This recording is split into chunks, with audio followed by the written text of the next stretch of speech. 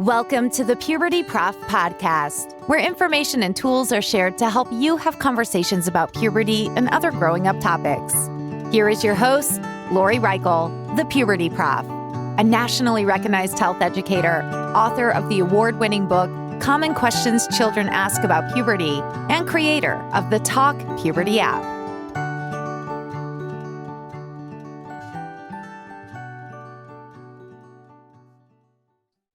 Hi, and welcome to the Puberty Prof podcast. I'm your host, Dr. Lori Reichel, the Puberty Prof. This episode is titled, Growing Up, What to Expect, in which I'm going to go over not just those pubertal changes that happen, but basically what's to be expected by young people as they go from those children years to those adult years. Please remember that in addition to having this episode as a recording, through your favorite podcast platform, I also have it on my YouTube channel. If you'd like to watch it, because I do have a visual, I have a PowerPoint with some photos and stuff, you are free to watch it on the YouTube channel, which is titled Lori Reichel, the Puberty Prof. So again, this episode, you can listen to it or you can watch it. Your choice, or you can do both. That'd be great. So as I said, this episode is titled Growing Up, What to Expect.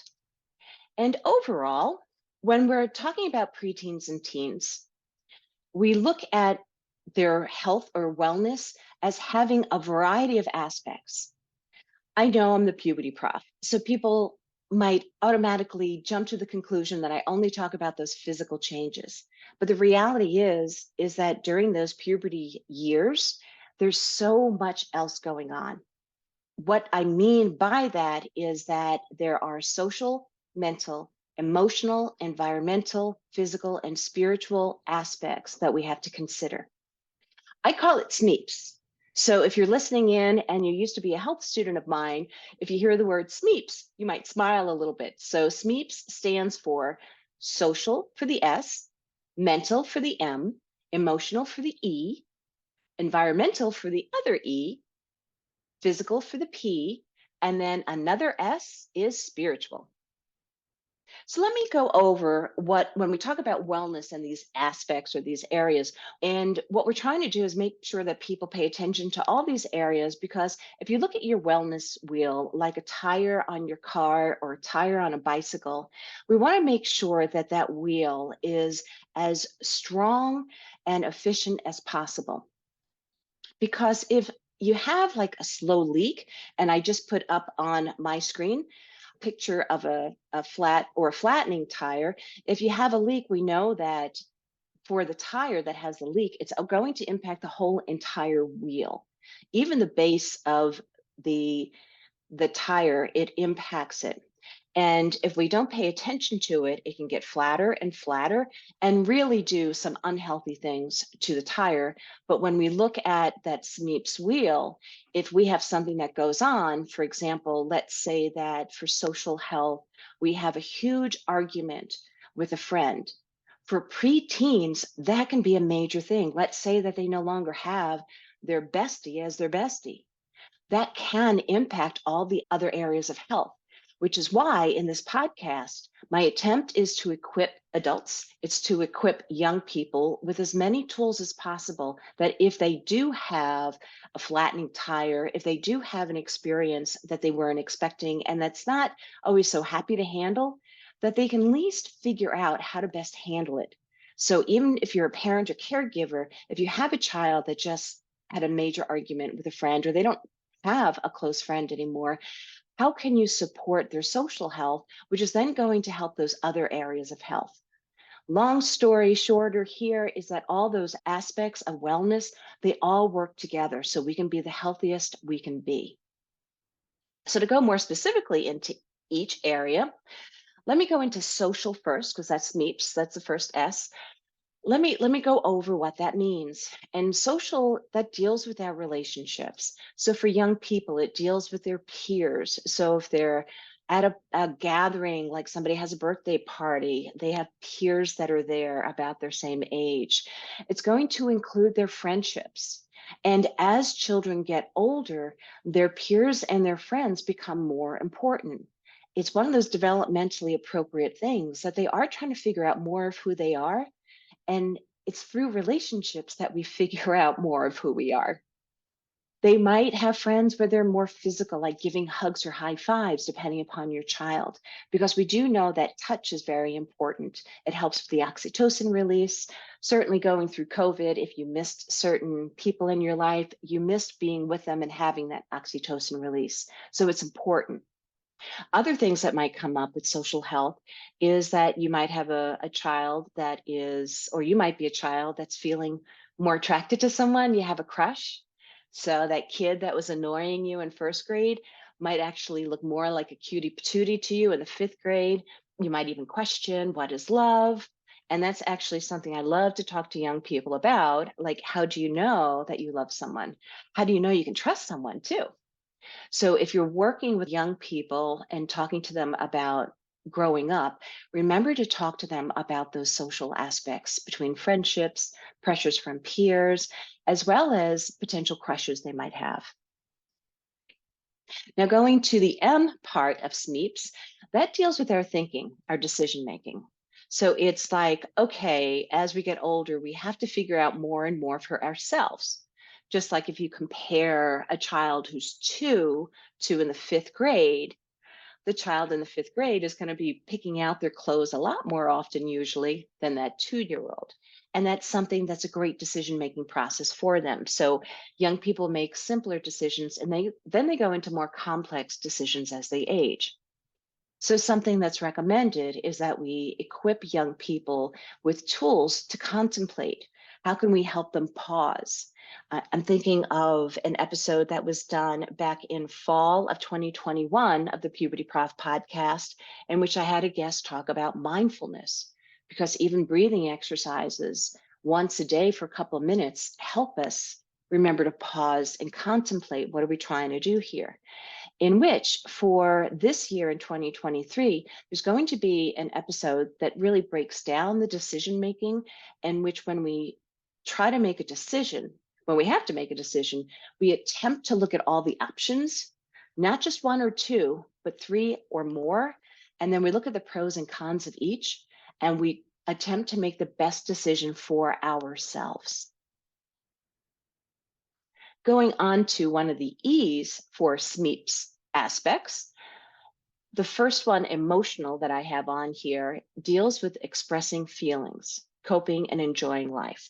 So if you think about some feelings like frustration, maybe sadness, we have to figure out how to cope with those things, because certainly I have to cope with them as an adult. And sometimes I feel lonely, even though I might have people in my life, but sometimes I need to be reminded about my importance. I need to figure out healthy coping skills. And for young people, that's why we equip them. That's why we have them have health classes, hopefully in their schools, to have them understand that if I'm having a feeling, how do I even express it? How do I tell somebody I'm feeling sad? How do I ask for help? And then what do I need to do to get rid of certain yucky feelings? Like, I came back from a jog today and I feel so much more lighter because moving my body helps me feel like I'm releasing some of like sadness or anger or anxiety when I feel it. And overall, we're hoping that people enjoy their life. Certainly, we're not going to be happy 100% of the time. We're going to have challenges. Yet, how do we remind ourselves that we're going to have happy times as well as sad times? And how can we cope with all those different times? Now, something that's interesting about these areas of health is that they all do work together. Because certainly when somebody is in a yucky mood, they have to figure out how they're going to cope, which deals with decision making, which deals with the mental aspect. In which, when we consider mental and emotional health, a lot of times we put that together because the feelings and the thoughts and the decisions, how we handle those feelings and thoughts, all go together. And I wanted to remind you that another aspect that comes up for young people is that as they're going into their preteen and teen years, there is a potential of being diagnosed with a mental illness. In the fall of, what year was it? is it 2020? I believe it was. I actually had a representative from NAMI, the National Alliance on Mental Illness, and he reminded us of the percentages of young people that might get diagnosed. I have on my PowerPoint right now a photo from that website, the NAMI website. And one of the statistics that I have in this photo is the following: that 1 in 6 youth in the United States, age 6 to 17, experience a mental health disorder each year. Another statistic is that 50% of all lifetime mental illness begins by age 14. So that means that those people that are diagnosed with a mental illness is that by the age of 14, there's that potential of being diagnosed. So if we can equip young people, even those that have a diagnosis, as earlier as possible, that's going to help them be well, more well, have a higher level of wellness, and be happier. Going back to that statistic of 50% of all lifetime mental illness begins by age 14, 75% of all lifetime mental illness begins by age 24. So if I go back to that decision making, something that we need to do when we talk with young people is to help them decide that when they're having a variety of feelings, that they can access a reliable resource, in which there's going to be an episode on that this year about how do you choose reliable resources? What does that mean? And how do we teach that to young people? Or how do you learn it as a young person? Because something that I am extremely passionate about is that when children are having challenges with their mental and emotional health, I ask them, I beg, I plead that they don't choose to self-medicate. Please go to a trusted resource. And I had a speaker in, I believe it was the summer of 2021, that talked about the rates of alcoholism as well as other drug addictions, because some young people try to self-medicate. So if you're a young person listening in and you're having a challenge with your feelings, you're questioning who you are, your importance, please reach out to NAMI, the National Alliance of Mental Illness. Reach out to a caregiver that you trust. There's a reason why you're on this planet. And I ask that you don't try to self-medicate with a drug. Please don't. If you're prescribed something by a doctor, that's one thing, but please, please talk to a professional.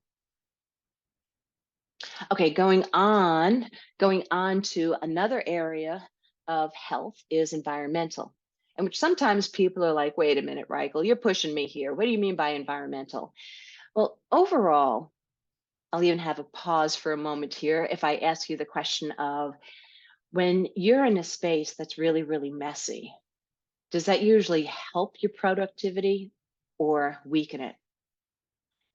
And for a lot of us, it actually weakens it, because there's so much stuff around us. And how can we get our brains organized if the surroundings aren't organized?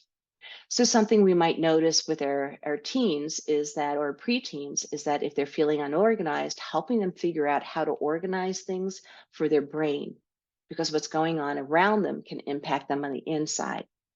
Recognize that sights can impact. So if they're seeing something that might actually impact, it might be a positive or a negative impact.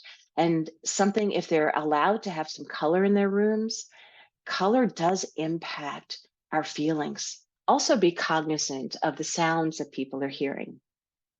Certainly music, and you can look at the research about vibration and what certain music does to our thinking.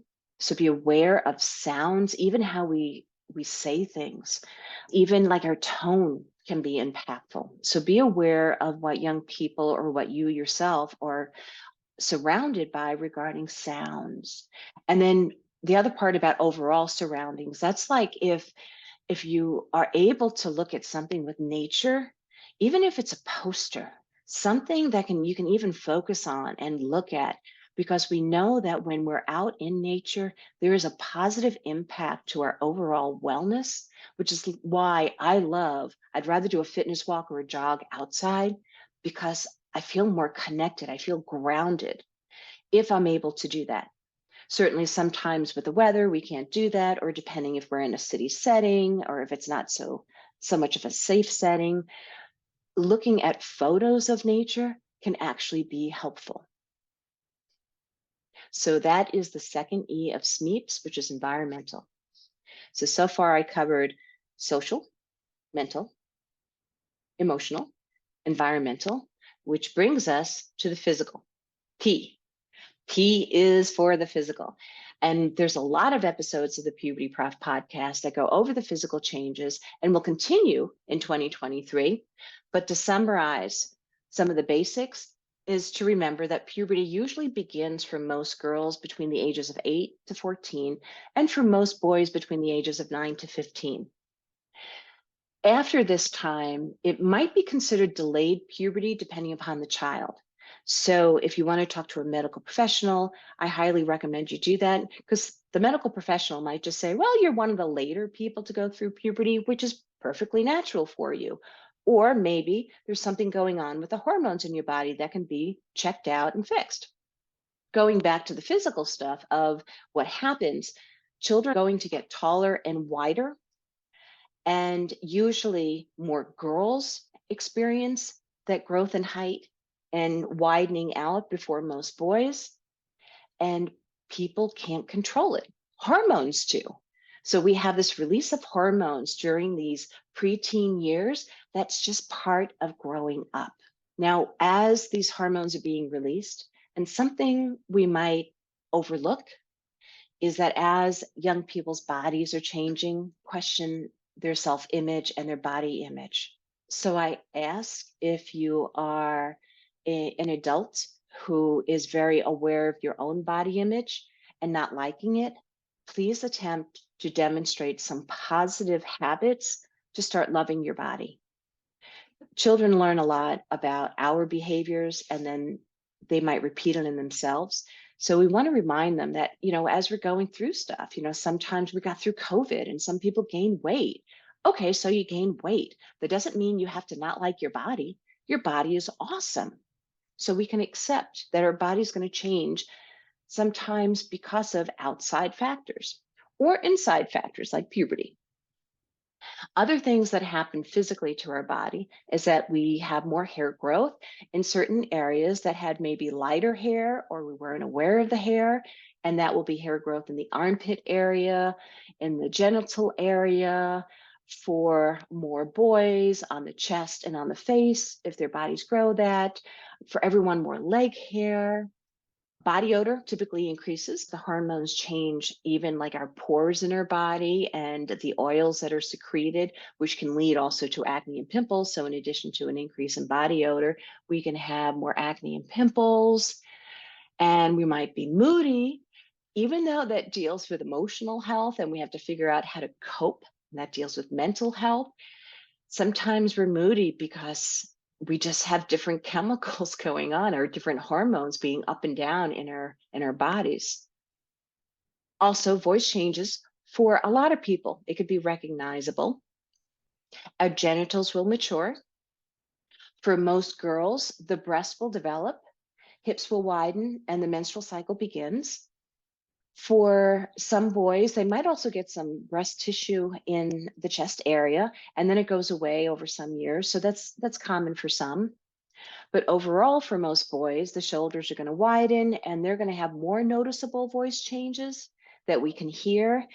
They're going to experience things with their penis, like erections and potential wet dreams or nocturnal emissions. Now, last but not least, is actually my favorite area of SMEEPS wellness, is spiritual. And some people are like, I don't understand what that is. Does that mean it deals with religion? It can. It depends upon who you are. Spiritual wellness really deals with what you believe in, what you value. And some people don't know, as they're going through their preteen and teen years, they're not sure because they're trying to figure out who they are. This year in 2023, I interview someone who's from Greece. He's 22 years old, and he talks about, for him, puberty and adolescence was about figuring out who you are. And that's beautiful. Not external beauty, but it's beautiful that you know who you are and you become who you are. So during those years, you might question more and more of who you are, and that's part of growing up. So it's okay that young people or adults question sometimes who they are, in which they might be raised to believe in a higher power or to have a religious belief. And they might question more during this time, which again, that's okay because a lot of questioning can actually make people stronger in their belief system. So please help answer questions if people are asking about their spiritual health. Another thing that deals with our values and beliefs are about things like having equal rights for people, that everybody, I think of Dr. Seuss and the story of Horton Hears a Who, where everybody, no matter how small, how large, everybody has a voice that's important to listen to. So to review, there's a lot of different things we focus on when we're talking about growing up. It's not just the physical, but it's the social, mental, emotional, environmental, physical, and spiritual aspects we have to consider, in which when we focus on all those areas, those SMEEP areas, and we help young people with those areas or ourselves, we're going to be as well and as balanced as possible. Which is why for 2023, there's going to be a variety of episodes focusing on all of these changes, including communication how-tos, so you can best teach yourself or somebody else how to best communicate, including using I feel statements. We're even going to have, actually, it's going to be the next episode. I'm going to have an episode on why sometimes we don't even feel comfortable talking about this topic. Because what I want to do is, if you're like, I don't know how to talk, I want you to understand that's because of a variety of things you were shown even before you became a parent or a kid. There are things that have happened in our society that has created barriers in communication. But the positive is, after we recognize the barriers, and that's why the next episode is going to focus on that, but after we recognize those barriers, we can then figure out how to create bridges in communication to talk with one another on puberty and other sexuality topics. Other things for 2023 are going to include what's normal. So what's normal of growing up? And then some episodes on self-love and accepting your body image. Some of my favorite things that I love to have guests talk about are common questions that children ask about. And we're going to have an episode on periods, on breast development, how to pick like the best bra, how to deal with wet dreams and other things with a penis, like how to even handle when people are talking about sizes of body parts and they're judging things. There's going to be an episode that focuses on that, as well as an episode on decision making, or how we can use a decision making model to make the best decisions. An episode is going to be focusing on conflicts and how to go from conflicts to collaboration, how to handle anxiety, what reliable resources are. And I've also have spoken with someone about self-regulation habits, in which some people get confused about what does that mean? Well, the reality is, as we go from being a child to an adult, we have to figure out how do we control some of our impulses. So there's going to be an episode about how do we regulate like our emotions, but also how do we regulate technology?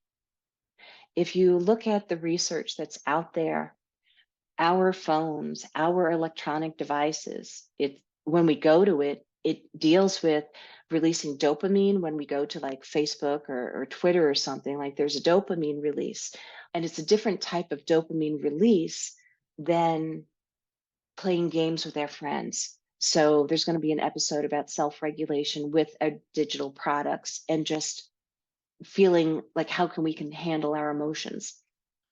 And then there's going to be another episode on planning and goal setting, advocacy. Overall, this podcast is meant for adults to help young people not only get through their pubescent years, but how they can thrive through those pubescent years. So this podcast is for you as adult listeners, but also if you're a young person and you're listening in, at times it is talking to adults, but you can also learn a lot about what we're trying to help adults teach you. So, and I'm an adult teaching you if you're a young person listening in.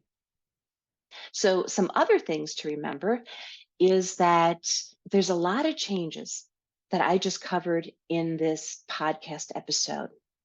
So note one or two things, specific items you want to talk with your child about, and then think of another couple of things at another time. Remember that the word talk is a verb, and we need to be talking continuously. It's not just one talk, not just the puberty talk, but it's about talks, which is why I created the Talk Puberty app. As an educator, I know that it's important to have tools to help people have conversations. So I have the app, the Talk Puberty app. I also have the Puberty Chit Chat discussion cards, which people love. They're very tactile. If you haven't seen them, please go to my website, pubertyprof.com, and there are discussion cards on there. There's actually 3 sets. One deals with puberty, another deals with your big kid now, so kids that are not yet at their preteen years. And then there's another discussion set of cards that are called Before You Have Sex discussion cards. So using those cards of the app, there's open-ended questions and then close-ended questions. It's great to talk with one another. It's a cue to action. That's what we call it in health education world, because it's meant to make you have more conversations with others about this topic. And if you want to know more about what children ask about puberty and growing up, check out my book, The Common Questions Children Ask About Puberty, which has won a bunch of awards. I'm really proud of it, and it has been updated to have more inclusive language. So with that, please remember to contact me if you have any questions or recommendations at pubertyprof.com, which is also lorireichel.com. You can check out my Facebook page, the Puberty Prof. You can check out my Twitter account at pubertyprof, or Instagram. I have those social media accounts for people to connect with me and to ask questions or recommendations, to provide those. So I want to make sure I support the success of young people as best as I can. Thank you, thank you, thank you for listening in. And I hope you have a happy and healthy day. Thank you for listening to the Puberty Prof podcast, where information and tools are shared to help you have conversations about puberty and other growing up topics. Did you enjoy this episode? Please like, share, and subscribe wherever you listen to podcasts. You can also follow the Puberty Prof on Twitter or Instagram. The Puberty Prof, Lori Reichel, wants to hear from you. Go to pubertyprof.com or click on the link in this episode's description. There you can find more information, as well as ask questions to be answered by the Puberty Prof in a future episode. That's pubertyprof.com. Also, remember to check out the Talk Puberty app and the book, Common Questions Children Ask About Puberty. Until next time, this is the Puberty Prof podcast, where information and tools are shared to help you have conversations about puberty and other growing up topics.